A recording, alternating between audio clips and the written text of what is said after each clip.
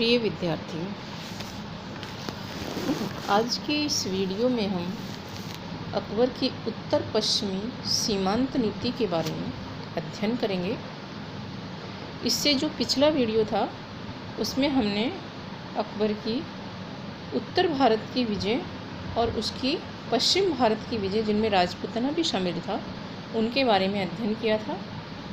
आज हम उसकी उत्तर पश्चिमी सीमांत नीति के बारे में अध्ययन करेंगे। जब मेवाड़ विजय के बाद में 1576 ईस्वी में अकबर जो है निश्चिंत हो गया था राजस्थान से, तो फिर उसने उत्तर पश्चिमी में जो सीमा पर जो प्रांत थे उनके बारे में सोचना शुरू किया, उनको विजय करने के लिए सोचा। भारत की उत्तर पश्चिमी सीमा सदैव आक्रमणकारियों का द्वार रही थी।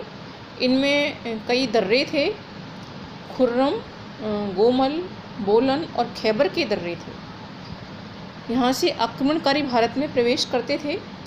इसलिए मुग़ल साम्राज्य की सुरक्षा की दृष्टि से जो है भारत के बाहर काबुल और कंधार पर अधिकार बनाए रखना जरूरी था।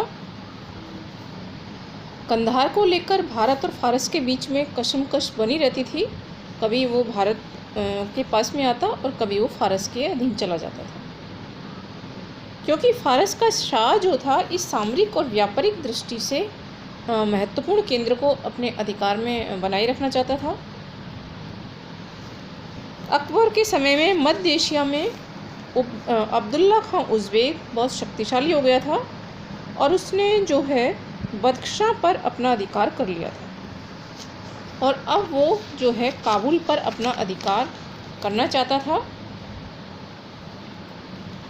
इसलिए अकबर के लिए ज़रूरी था कि वो न केवल काबुल और कंधार को अपने अधीन करे, बल्कि इसकी सीमा पर स्थित जो सिंध हैं, बलूचिस्तान, मकरान, कश्मीर आदि को भी विजय करके मुग़ल साम्राज्य में मिलाए। तो अकबर ने सबसे पहले उत्तर पश्चिमी सीमांत पर काबुल पर अधिकार किया 1585 ईस्वी। काबुल पर जो है अकबर का सौतेला भाई मिर्ज़ा हकीम जो है वो शासन कर रहा था। अकबर ने जब उज़्बेकों के दमन का निश्चय किया तो जो है उन्होंने विद्रोह कर दिया। इसके बाद में मिर्ज़ा हकीम को काबुल से पंजाब पर आक्रमण करने के लिए भी इन्होंने आमंत्रित किया उज़्बेकों ने। मिर्ज़ा हकीम ने इसके फलस्वरूप 1566-67 ईस्वी में पंजाब पर आक्रमण किया, परंतु अकबर को आता हुआ देख करके वो पुनः काबुल लौट गया। 1581 ईस्वी में मिर्ज़ा हकीम ने फिर भारत पर आक्रमण किया। उस समय बंगाल और बिहार में भी विद्रोह हो रहे थे और विद्रोही जो है अकबर के स्थान पर मिर्ज़ा हकीम को दिल्ली के सिंहासन पर बैठाना चाहते थे। अकबर के कुछ प्रतिष्ठित सरदार भी मिर्ज़ा हकीम से अकबर के विरुद्ध पत्र व्यवहार कर रहे थे। मिर्ज़ा हकीम को भी आशा थी कि भारत की मुस्लिम जनता उसका साथ देगी और इसलिए जो है उसने पुनः जो है भारत पर आक्रमण करने का निश्चय किया और इस श्रृंखला में उसने 1581 ईस्वी में पंजाब पर आक्रमण किया। परंतु उसे ये देख कर के बड़ी निराशा हुई कि पंजाब के मुसलमान भी उसे कोई सहायता नहीं दे रहे थे। अतः वो वापस जो है निराश होकर के काबुल लौट गया। अब अकबर ने राजा मान सिंह को काबुल पर अधिकार करने के लिए भेजा। मिर्ज़ा हकीम काबुल से जो है भाग गया और 10 अगस्त 1581 को जो है अकबर ने काबुल में प्रवेश किया और मिर्ज़ा हकीम की बहन बख्तुन्निसा बेगम को काबुल का गवर्नर नियुक्त कर दिया।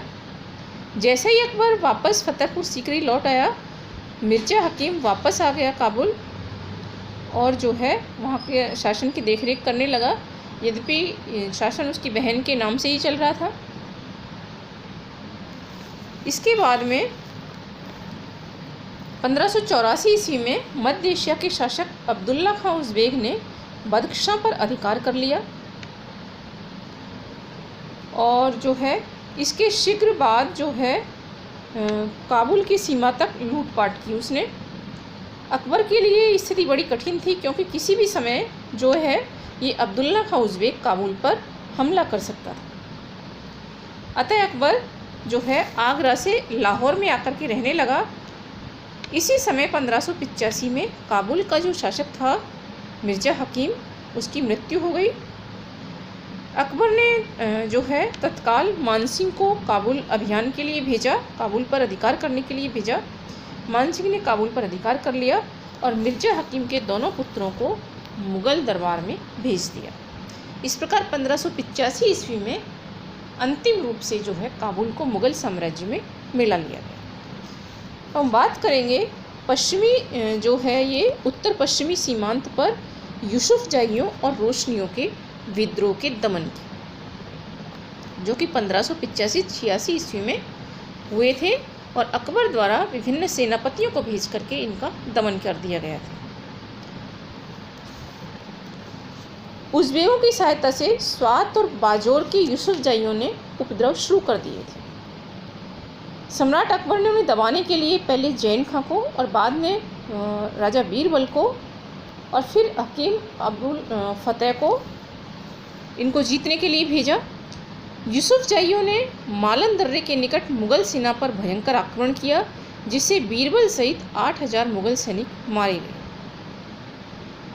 अकबर को इससे बड़ा आघात लगा, क्योंकि बीरबल जैसा सेना नायक जो है इसमें इस विद्रोह का दमन करते हुए यूसुफजाइयों के विद्रोह का मारा गया था। अकबर ने जो है टोडरमल को मानसिंह के साथ में यूसुफजाइयों को दंडित करने के लिए भेजा। यूसुफजाइयों को बस्तियों को जलाया गया, उजाड़ा गया और इसके बाद में फिर उनको जो विद्रोह है वो शांत हो गया। लेकिन इसके बाद में जलाल खां जो रोशनियों का नेतृत्व कर रहा था, जलाल खां के नेतृत्व में रोशनियों ने जो है विद्रोह कर दिया। 1586 ईस्वी में जैन खां के नेतृत्व में और अप्रैल 1587 में मतालिब खां के नेतृत्व में सेनाएं भेजी गई रोशनियों के विरुद्ध, जिन्होंने जो है रोशनियों को बुरी तरह हराया। लेकिन 1600 ईस्वी तक जलाल खां की मृत्यु तक जो है छुटपुट विद्रोह होते रहे। हम बात करेंगे अकबर द्वारा कश्मीर विजय, जो कि 1586 ईस्वी में की गई थी। जिस समय अकबर कबाइलियों के विद्रोह को दबाने के लिए सेना भेजी थी अकबर ने, उसी समय अकबर ने कश्मीर पर अधिकार करने के लिए कासिम खां, राजा भगवान दास और अपने दूसरे अन्य जो सेना नायक थे उनको कश्मीर की विजय के लिए भेजा। 1586 के आरंभ में मुग़ल सेनाएं श्रीनगर की ओर बढ़ी और अपनी जो है सफलता की आशा न देखकर कश्मीर का शासक यूसुफ खां जो है उसने संधि का प्रस्ताव रखा मुग़ल अकबर के साथ में, और फिर उसने अकबर के जो है दरबार में उपस्थित होना भी स्वीकार कर लिया। अकबर इससे संतुष्ट नहीं हुआ और उसने यूसुफ खां को जो है कैद कर लिया। लेकिन यूसुफ खां का पुत्र याकूब खां किसी तरह भाग करके कश्मीर चला गया और फिर उसने मुग़लों से संघर्ष किया। अकबर ने कासिम खां के नेतृत्व में फिर एक सेना श्रीनगर भेजी, जिसने यूसुफ खां को हरा दिया, आत्मसमर्पण के लिए मजबूर किया और फिर जो है कश्मीर को जो मुग़ल साम्राज्य में मिला लिया गया, उसे काबुल के सूबेदार के अधीन कर दिया गया। हम बात करेंगे अकबर द्वारा सिंध विजय की, जो कि 1591 ईस्वी में की गई थी। कश्मीर विजय के बाद भारतीय सीमा के भीतर सिंधु की तलहटी का केवल दक्षिण भाग ही मुग़ल साम्राज्य से बाहर था।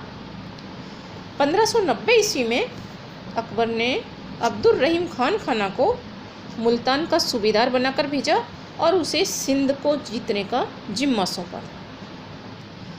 1591 में खान खाना ने सिंध पर आक्रमण किया।